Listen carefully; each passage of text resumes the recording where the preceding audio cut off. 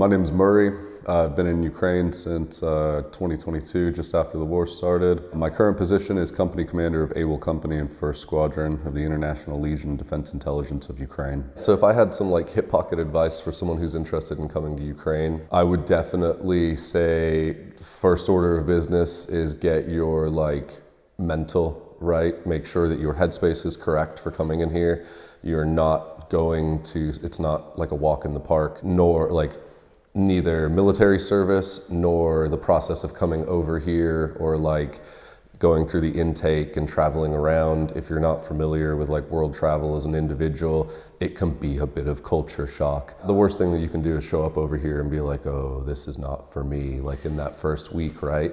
Really think about what you're doing and say, yeah, okay, I'm gonna go through with this, and then commit to it. That's something I always try to tell people coming over here is make a decision and commit to that decision and follow through. Units in the Legion typically tend to try and treat their soldiers much more like adults, right? Not just hey, you're a fresh recruit, but we try to understand that everybody has a background that they're coming from previously, and those skills and that knowledge from their previous life is only going to benefit us. So rather than me coming in and just treating you like a sack of shit, like a new dude who knows nothing, I want to get to know you and see that, understand that you're a person who has skills and knowledge beyond just the military stuff, and then we'll build you up on the military stuff. It's a two-way relationship, right? Units are looking for dudes who are responsible, who are mature people, who can take care of themselves at work and outside of work too, and aren't going to cause problems for the organization. This isn't the Wild West. This is, you can't just come over to Ukraine and do anything that you want and get away with it. It's not like there are no rules here. No, it's not that. You're coming into a professional military organization.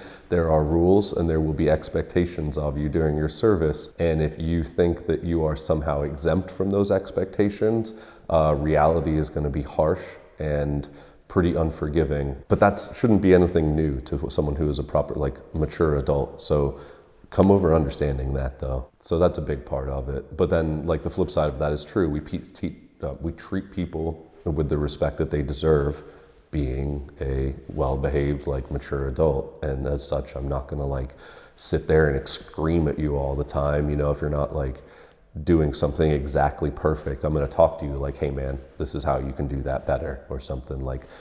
Respect goes two ways kind of thing. So yeah, we love people with prior military backgrounds, but I'm not going to say that by any means that's a go, no-go criteria, because I've served with a plethora of non-prior military, and some of those dudes have definitely made prior military dudes with pretty good backgrounds put them to shame. So I think if you are the right individual, your head's in the right place, you've done your work ahead of time, be it with fitness, gotten your life straight, you understand what you're signing up for, and you're not just just a complete mess, for lack of better words, coming over here, then you're gonna do great. Yeah.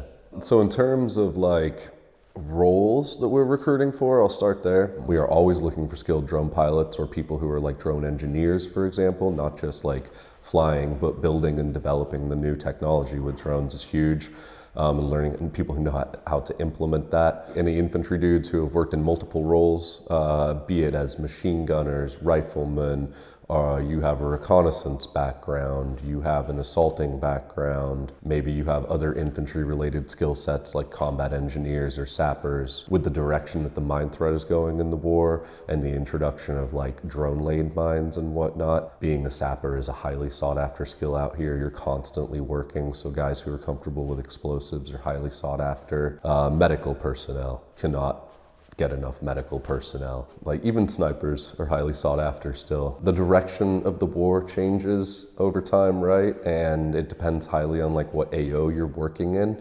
So then if beyond roles, when we're talking about specific individuals and character traits that I would look for in somebody, people who speak with language skills. If you speak both Ukrainian or Russian and English, and you can translate, that's a massive benefit to any team you go on to, regardless of what other role you fulfill. While Legion Ukrainian soldiers are quite good at speaking English most of the time, that is not the case with other units necessarily. So you could be jumping in a hole with a 45-year-old dude who has not spoken, never studied English, you know, not a single word spoken. And that's going to be a really fun, whatever amount of time you're in there, you know, maybe it could be the next week you're living with that dude. So I'm not a fast learner when it comes to foreign languages. So I was definitely in like survival mode for a while there. And like, yeah, you can absolutely get by with Google Translate, but it sucks having to pull your phone out every 10 seconds just to ask the most basic of questions. Like, I'm super good on that. Like, whatever you know in Ukrainian beforehand, fantastic. It will help you. Please, thank you, may I have, know how to order a coffee before you show up here. Like, that kind of thing. Regardless what language you speak as your primary language, you can probably find a group of people who also speak that same language and then fall in with those dudes. And then, you know, other stuff is like physical fitness is a huge one. It's war. You're signing up to go to war in one capacity or another, while physical fitness is, some people would argue, not like the most important thing to everybody. Like, I would say don't fall victim to that kind of thinking. Like, do everything you can to physically prepare yourself as much as possible before coming over here, because it's only going to benefit you. You're only going to be harder to kill or better at whatever job you pick up doing. Man, you should like have thought about diet beforehand. Don't come over from like a McDonald's, and actually you'd probably be okay with that one, but like a straight fast food diet and then like be like, oh yeah, I'm going to do fine. Like, no, you're not going to have a great time. You get the opportunity to live a fairly normal life in a foreign country, which is and like where I live, it's a beautiful city. Like, it's an amazing experience. And then to flip side that, you'll go on deployment. And deployments can really vary. Living conditions can be, you are renting apartments dispersed in a larger city that's relative to the frontline area that you're working, that allows you access to your deployment zone. So you would be traveling to and from for missions, and the length of those missions can vary as well. So you could be looking at a day, you could be looking at 2 or 3 days, or you can be looking at rotations that last a week plus. It really just depends on the nature of the work that you're doing at the time. If a guy comes off rotation, we're going to give him 24 to 48 hours, depending on the length of that rotation, for rest and personal time of like, just do whatever he needs to do. You know, you were speaking about guys checking in with their team leaders, going and doing stuff. I don't even want that much communication with my dudes. I don't care if they go to the gym, go to the gym. Call me if you have a problem or you need something from me, absolutely call me.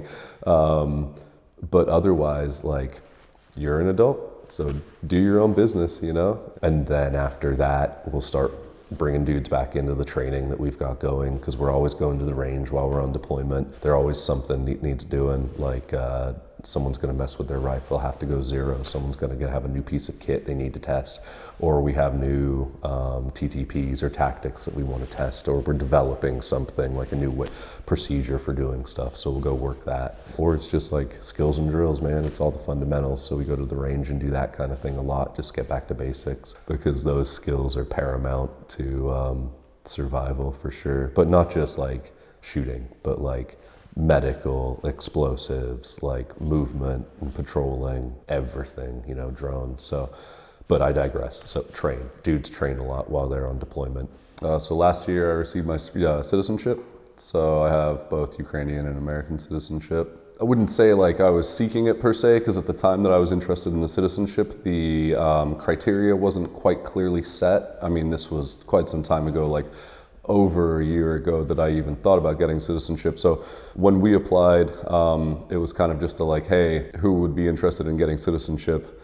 A lot of dudes put their names forwards. One of the ways that you can get citizenship is if you get like a presidential award, or I believe state awards also qualify for it. So if you get a state award or presidential award, then that kind of fast tracks your citizenship application and can help with some of the, prerequisites, so to speak. That's why I'm the worst Ukrainian speaking Ukrainian.